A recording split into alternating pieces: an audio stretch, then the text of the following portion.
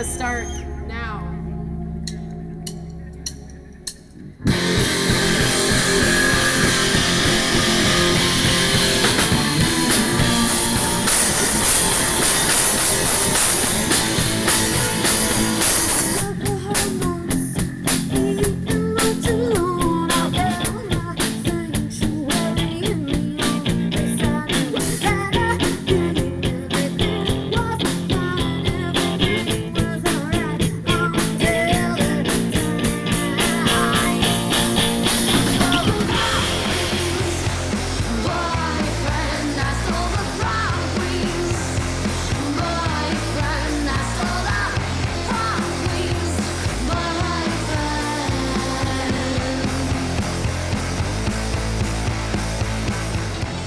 I started in 2013, 2014. I mean, I picked up the guitar when I was like when I was 15.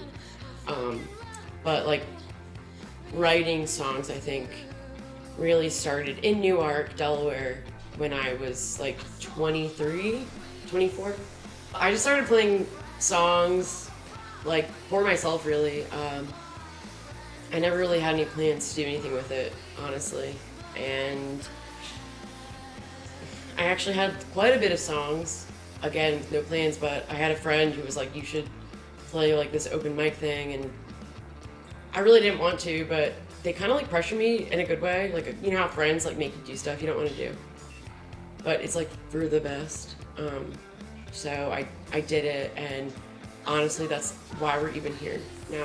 So it was just me alone with an acoustic guitar and like a weird pedal, and it's like transformed into like this like thing I never really expected.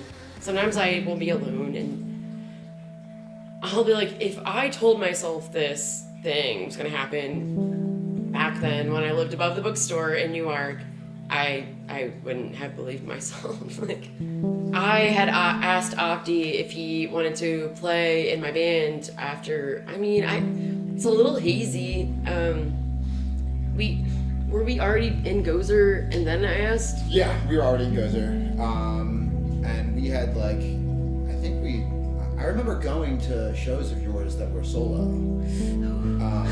I saw one. Yeah. I saw one. I remember seeing one like in a Newark basement, and at least one at Homegrown.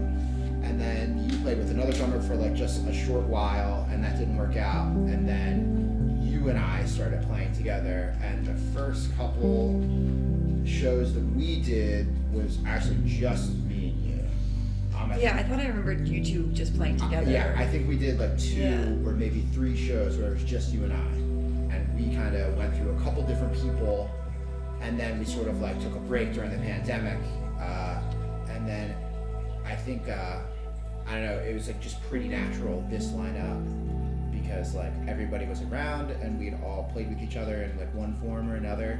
So I was offered to play Firefly pretty much out of the blue. A man I didn't know DM'd me on Instagram and asked if Eyebawl was interested in playing Firefly. Of course, I was like, this sounds amazing, but I'm a little like unsure because like someone DMing me is odd. And I was like, if you could send me an email, that'd be amazing. So they did, and they sent me a contract, and I asked Opti if he would look it over since he had already played Firefly before.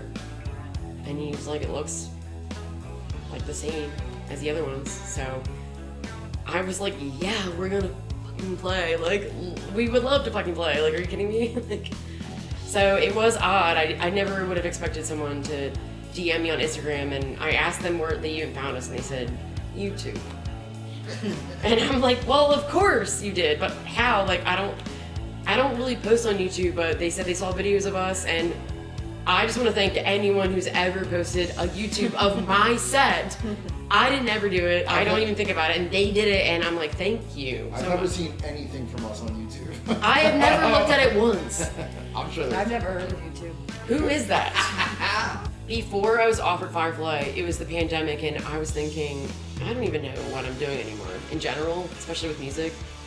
And I didn't want to think like, I'm never going to play Eyebawl again. I just was like, I don't know what's happening. And then I was offered Firefly, and I mean, it just, I was obviously gonna say yes. So I was like, okay, yes, this is the spark I needed, and did what we had to do. I mean, it was hard. You're not like in contact with anyone anymore at that point too, and I just was really glad you guys said yes to play. I was like, I don't know what I'm gonna do, but I actually think it worked out perfectly. So, but yeah, it wasn't a whole band at the time. We were gonna play Thursday at Firefly At 4, right? at 3:30, and we arrived at 10 a.m. And we get there early because Wrong time. we know that we're the first band on that stage, and the sound guy really wanted us to be there to make sure it sounded good, and I love that because I want it to sound good.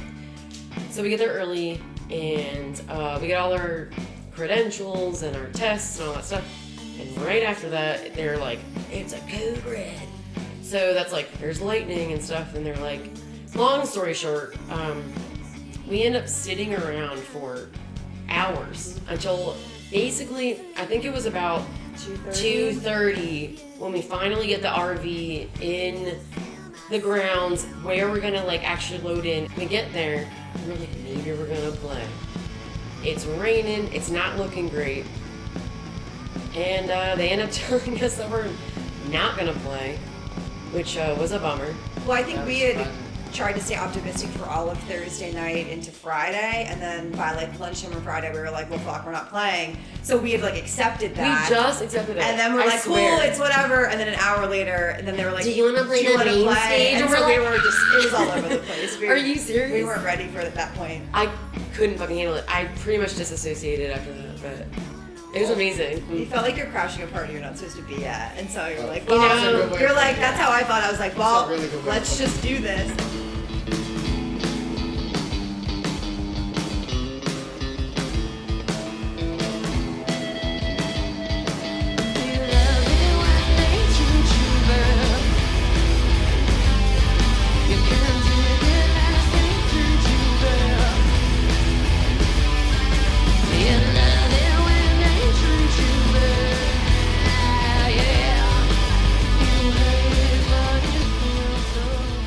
Well, Yeah. a lot of other bands, if you're getting a gig that big, you had a lot of time to like work together, write music together, be on stage together, understand the dynamics of being in a band. Yeah. Luckily, like we have all played music together in some facet, so we had that. But it was 4 months of being like, all right, let's figure this out and do it. It wasn't even 4 months. It was, sure. It was really short. It was a lot of shadow. There wasn't really stepping stones. Yeah.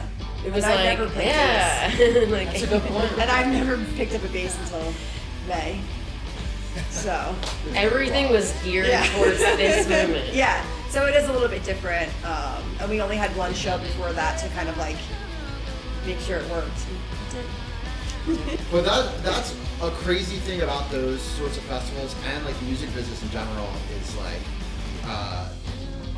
one day you are like playing in shitty clubs and you have no idea what a stage pot is, and then like the next day you do. You know what I mean? I It's guess like, I do. And you're like Or you're still figuring it out. you're just like closer, like you're closer to that like bigger arena than like you feel like you are, which is like pretty wild. I definitely realized that a lot of people who help with this kind of stuff were really appreciative of us being nice. Like just being humble and polite and nice. And like asking questions and stuff. We also had like nothing. We had like a couple Yeah. games. I just feel like they were like, thank you for It was not a- being a It was jerk. a breath of fresh air. It seemed like a honestly. lot of Yeah, they were like, "This is all you have." After they're just breaking down Lizzo's Lizzo's. They soundtrack. have a giant sculpture. Yeah, there's like palm trees and shit. We were like, "This is it. We got." I don't know. We were ends just and- humble and actually nice to like everybody that talked to us, and I feel like they probably don't get that all the time with like big festivals. It's like people are just like expecting people to help them and stuff. It's really wild because that festival is like a behemoth. So like to organize that thing, it's got to be super hard, and to have like a wrench thrown at you like these like thunderstorms where like 5 hours of the festival. 5 hours of the festival is canceled. Like Yeah. I think that's why we were like, oh, there's people are just placating us. There's no chance that Yeah. we're gonna get to play. So it was like big ups to all those like wonderful people at AEG Yeah. that figured it out. They didn't have to do that. and Yeah. it was really It's true. cool of them to like make it worth our while, and it was just like a great experience that we'll So many definitely people never were forget. stoked for us that were Yeah. working too. It was cool. It was really cool working with all those people. They Yeah. were super nice. For the future, we have a 3-track remix EP that we're putting out soon. It's like some of our like favorite tunes that we put out in the past. We just did a live stream, but we were like, these are so cool. Why not? So, hopefully in the next couple months, gonna put that out. And after that, we just want to write. We're really excited. Like after having been asked to play Firefly, when we got together, it's just been like so good. And we just want to write and see what happens. We briefly started writing for like 40 minutes. And And then we were having so much fun. And then We were We like, were like, had to stop and buckle down practice. again. They were like, never mind, we have to practice. That's why we were so pissed you came tonight. 'Cause we were so like, Let's work on new tunes. Firefly was awesome. I'm really appreciative for all of my fucking friends. They're almost like they're basically my family. I'm really glad that we're together. We're really excited to write new music, and just want to thank you for watching this, and thank anybody for being along for the ride with us. And thank you fucking Josh for doing it.